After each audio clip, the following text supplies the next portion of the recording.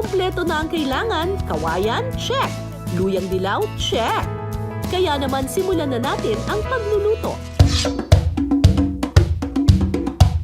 Una po, lalagay po natin dito yung itong mga pampalasa. Okay. Sibuyas, bawang. Ilalagay lang sa loob. Sa hulog lang. Wala nang gisa-gisa dito. Pagsasama-samahin na lang. So ito ay luyang puti. O yung ibang tawag luyang Tagalog. Tapos ito yung luyang dilaw. Mas marami yung luyang dilaw. Nilagyan pa rin natin ng luyang puti kasi yung luyang puti mas maanghang ng kaunti. Whereas yung luyang dilaw naman mas aromatic at saka siya yung nagbibigay ng dilaw na kulay. Titimplahan lang ito ng asin, paminta, brown sugar at patis. Sunod na ilalagay ang papaya at manok. Pagkatapos, ibuhos na dito ang pangalawang piga ng gata ng niyog. Takpan na natin. Ngayon, iluluto na natin ito sa apoy. Pakuluin sa loob ng 1.5 oras.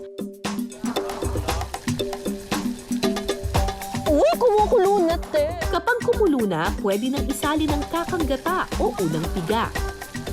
Okay, hihintayin na lang natin siyang kumulo pa ulit. Pero actually, luto na to, yung kakang gata, pang padagdag lang ng creaminess.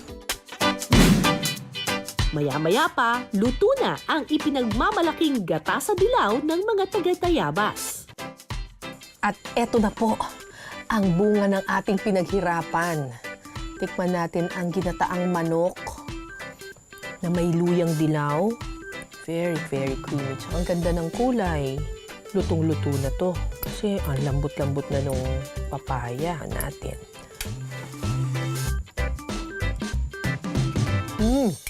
Ang creamy. Sarap ng sabaw.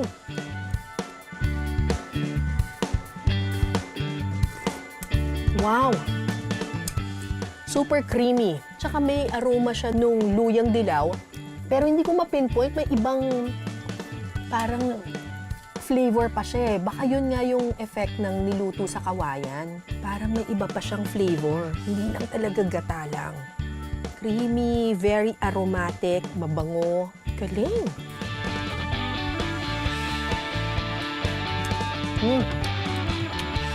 Sarap! Pinasarap!